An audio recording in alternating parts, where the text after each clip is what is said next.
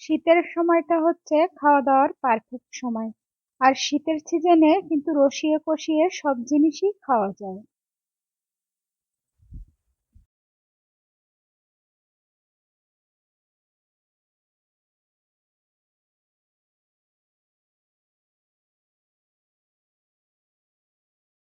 Hello everyone, নিঝুম সন্ধ্যায় আপনাদের সবাইকে স্বাগতম। কাছে এবং দূরের যে যেখান থেকে আমার এই ভিডিওটা দেখছেন, আশা করি সবাই সুস্থ আছেন, ভালো আছেন। এখন বাজে সকাল 7টা। তো সকালবেলা উঠে আমি চা রেডি করে নিয়েছি। এখানে 3 কাপ চা তৈরি করেছি। একজন গেস্ট আছেন আমাদের এখানে, তার জন্য 1 কাপ, আর আমাদের দুইজনের 2 কাপ।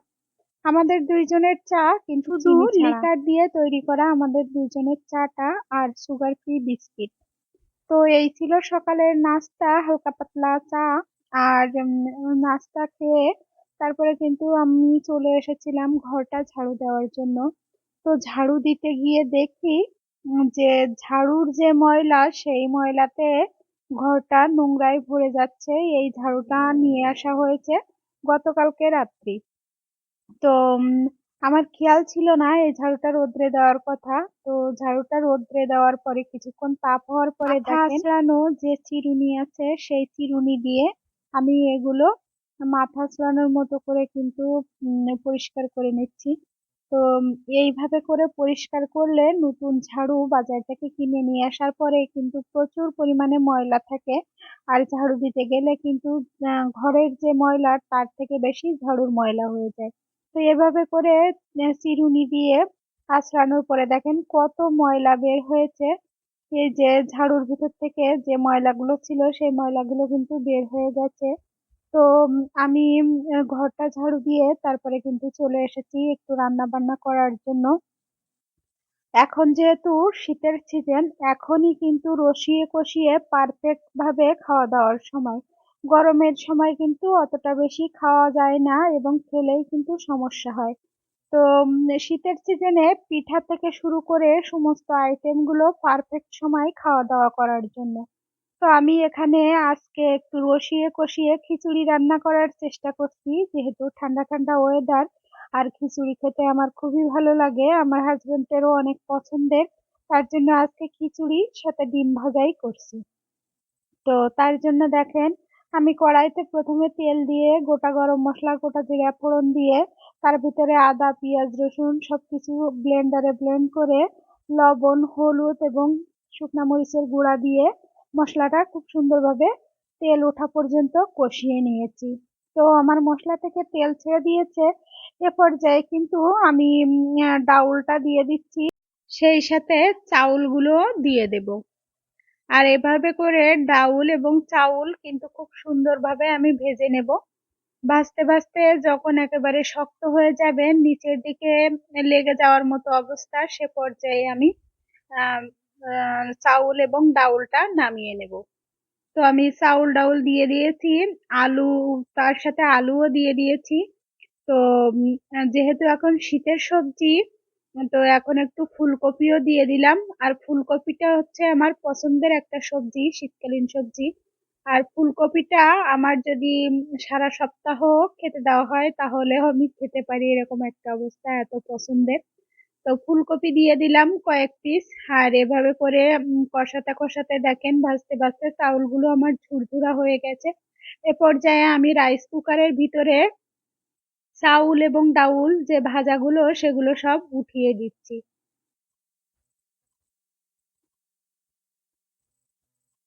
তো একে একে চাউল এবং ডাউল উঠিয়ে দিয়ে আমি একটু ইলেকট্রিক কেটালে জল গরম করে নিয়েছি।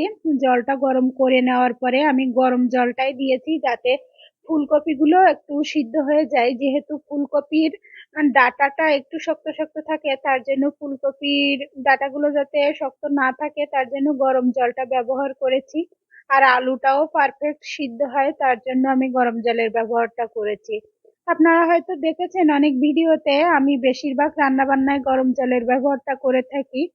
তো খিচুড়িতেও আজকে গরম জলটা দিয়েছি, যাতে খিচুড়িটা দ্রুত হয়ে যায়। আর এভাবে করে আমি ঢাকা দিয়ে দিয়েছি।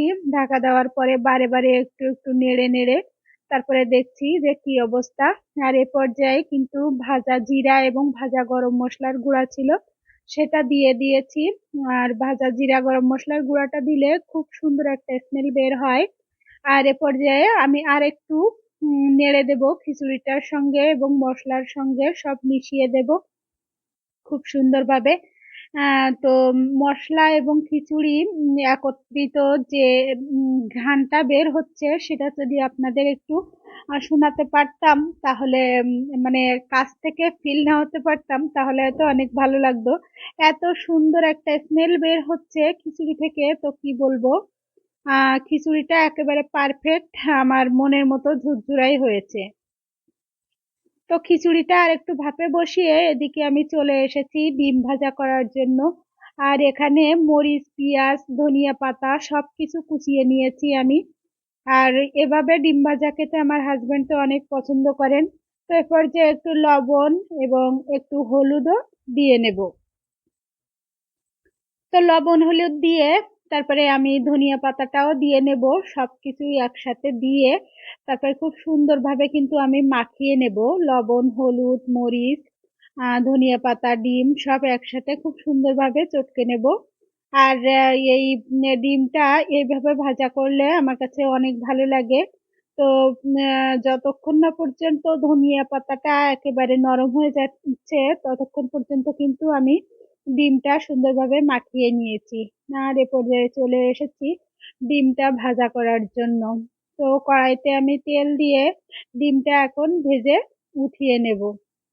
ওদিকে আমার গরম গরম খিচুড়িও কিন্তু রেডি হয়ে গেছে, ভাপে বসিয়ে দিয়েছি। আর এদিকে ডিম ভাজাটা করে নিচ্ছি। আর ডিম ভাজার এক সাইড হয়ে গেছে, আমি উল্টে দিয়ে আরেক সাইড হওয়ার জন্য হতে দিয়েছি। তো এভাবে করে আমি কয়েকটা ডিম ভেজে নেব। আর আমি ভেজে অলরেডি উঠিয়েও ফেলেছি। আর এ পর্যায়ে লাস্ট যে ডিমটা ছিল সেটাও আমি ভেজে এখন উঠিয়ে নেব। আর খিচুড়ি কিন্তু গরম গরম খেতে অনেক ভালো লাগে, তো চিন্তা করছি এখন ডিমটা ভেজেই খাওয়া দাওয়া শুরু করে দেব। আর এখানে দেখেন আমি টেবিলে নিয়ে চলে এসেছি খিচুড়ি এবং ডিম। এত ক্ষুধা লেগেছে আজকে, প্রচন্ড রকমের ক্ষুধা, তারপরেও ছিল আজকে কারেন্ট অফ। তো এত কি বলবো, এত সমস্যার ভিতরে গ্যাসও শেষ হয়ে গেছে। তো কারেন্ট অফ থাকার ফলে মানে আমার রান্না বান্না করতেও কিন্তু একটু দেরি হয়েছে।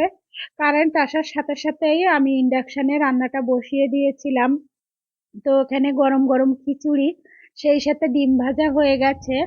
আর তার সাথে আমি রসুনের আচার তৈরি করে রেখেছিলাম, সেই রসুনের আচারটাও খিচুড়ির সাথে একটু নিয়ে নিচ্ছি। তো আমরা আজকের দিনের খাওয়া দাওয়া এই খিচুড়ি দিয়েই চালিয়ে দিয়েছি।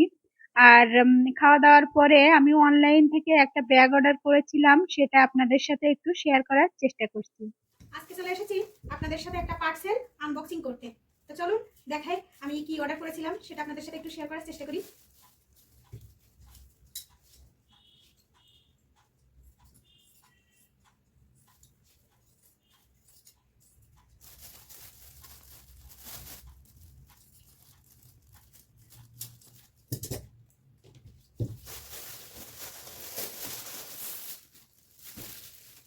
তো আমি অনলাইনে একটা প্যাকেজ আকারের ব্যাগ অর্ডার করেছিলাম। তো যে ব্যাগটা একটার ভিতরে চারটা, তো সেটা অর্ডার করেছিলাম। তো ডেলিভারি ম্যান ডেলিভারি দিয়ে গেছে।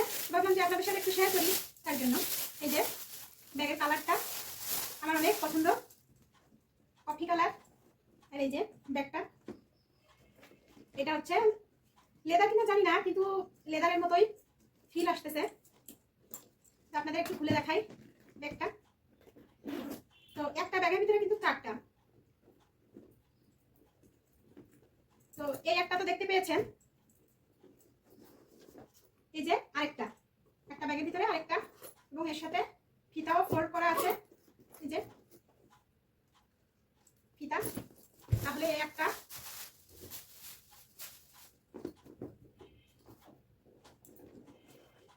এই আরেকটা ব্যাগ, যেটাতে আপনি যে কোনো জায়গায় ছোটখাটো বাজার কিংবা দোকানে যাওয়ার সময় আপনি অনায়াসে একটা ফোন এবং কিছু টাকা নিতে পারবেন। এই ব্যাগটা স্পেশালি আমার খুবই পছন্দ হয়েছে, খুব সুন্দর ব্যাগটা। এবং ব্যাগগুলোর ভিতরে কিন্তু ইনার পার্ট নেই, তাতে সমস্যা নেই, ব্যাগগুলো অনেক সুন্দর।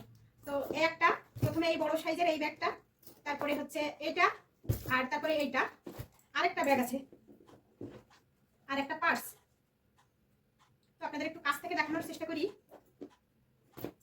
দেখেন, 4টা কম্বো।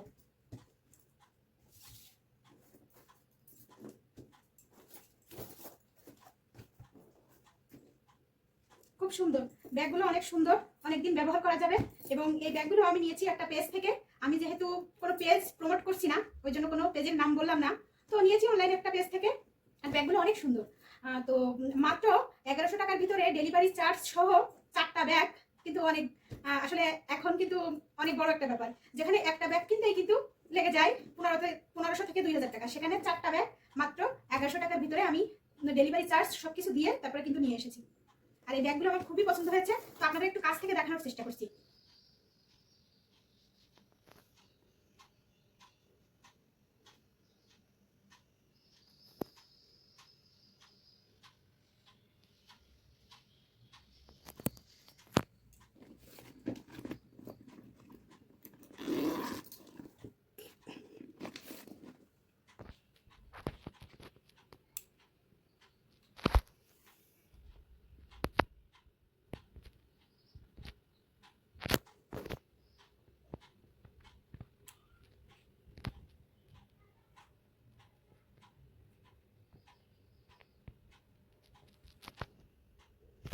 ব্যাগের কোয়ালিটিগুলো কিন্তু অনেক সুন্দর, আপনারা দেখে কতটা কি বুঝতে পারবেন জানি না।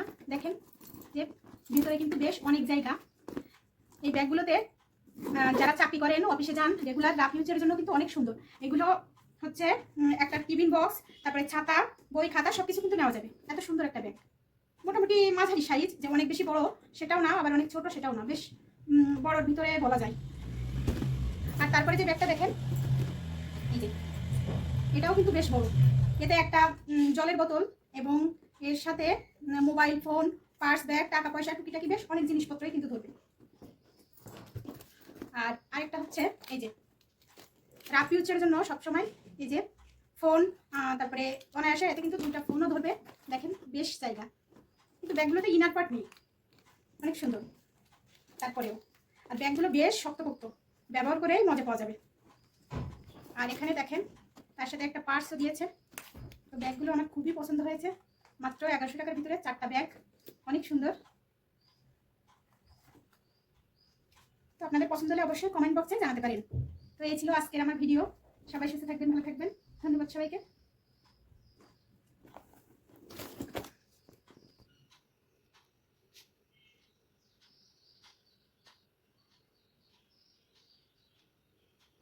আর সব কাজ গোছানোর পরে এখন দেখেন সারাদিনের ব্যস্ততা সেরে এখন সন্ধ্যা হয়ে গিয়েছে। তো ভাবলাম যে সন্ধ্যাবেলায় কিছু না কিছু একটু খেতে মনে চায়। তার জন্য দেখেন আমার হাজবেন্ড এখান থেকে গত পরশুদিন আগে আম, একটা পেঁপে নিয়ে এসেছিলেন। এত বড় পেঁপে সাধারণত আমি কখনোই দেখিনি। একটা পেঁপের ওজন ছিল 4 কেজি। তো এই পেঁপেটা নিয়ে এসেছিলেন আমার হাজবেন্ড তার পরিচিত একজন ব্যক্তির কাছ থেকে। তো তার নিজের হাতে লাগানো গাছের পেঁপে। তো পেঁপেটা অনেক বড়। তো আমি 2 দিন পরে পেঁপেটা কাটছি। যদি কিনা পেঁপেটা যেদিন নিয়ে এসেছিলেন তার পরের দিন কাটতাম, তাহলে কিন্তু এতটা বেশি পাকতো না, একটু বেশ সুন্দর মতোই খাওয়া যেত, শক্ত শক্ত। আমার আবার শক্ত শক্ত জিনিসই একটু বেশি ভালো লাগে। তো পেঁপেটা যে পর্যায়ে আমি কেটেছি, পেঁপেটা একেবারে পেকে কি বলবো, আহ মুখ ছাড়িয়ে যাওয়ার মতো অবস্থা। এখানে দেখেন টান দিয়েই মুখটা আমি ছাড়িয়ে ফেলছি। তো এখন সন্ধ্যার নাস্তা হিসেবে এই পেঁপেটাই আজকে কাটবো।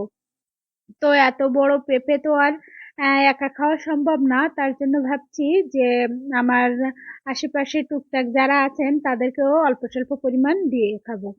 তো এখানে পেঁপেটা আমি কেটে নিয়েছি। আর পেঁপেটা দেখতেই পাচ্ছেন, ক্যামেরাতে হয়তো বা ছোট দেখা যাচ্ছে, কিন্তু পেঁপের ফালি দেখে আপনারা বুঝতে পারছেন কত বড় পেঁপে, একটা একটা মিষ্টি কুমড়ার সাইজ। আর এই পেঁপেটা দেখুন আম, এতটা মিষ্টি ছিল। তো আপনাদের যদি একটু খাওয়াতে পারতাম তাহলে হয়তো বুঝতে পারতেন পেঁপের মিষ্টতাটা কতখানি। আর এই পেঁপে থেকে বিচিগুলো আমি এখন ছাড়িয়ে নেব। তারপরে পিস পিস করে পেঁপেটা সন্ধেবেলার নাস্তা হিসেবে আমরা চালিয়ে দেব। আর পেঁপেটার এক সাইডে একটু আনার সময় ব্যাগ ছিঁড়ে পড়ে যাওয়ার কারণে একটু ঘা লেগেছিল, কিন্তু সমস্যা নেই। আমি ভেবেছিলাম হয়তো বা ওখান থেকে নষ্ট হয়ে যাবে, কিন্তু পেঁপেটা নষ্ট হয়নি। ভিতর পর্যন্ত দেখেন, দেখতেই পাচ্ছেন পেঁপের কোথাও কোনো অংশে কিন্তু কোনো সমস্যা আজকে নেই। পেঁপে খেতে খেতে চলে যাচ্ছি। আমার ভিডিও যদি আপনাদের কারোর কোথাও কোনো অংশে একটুকুও ভালো লেগে থাকে তাহলে সাবস্ক্রাইব করে নতুন বন্ধু হয়ে আমার সাথে থেকে যেতে পারেন। সবাই সুস্থ থাকবেন, ভালো থাকবেন। দেখা হবে পরবর্তী কোনো ভিডিওর সাথে। ধন্যবাদ সবাইকে।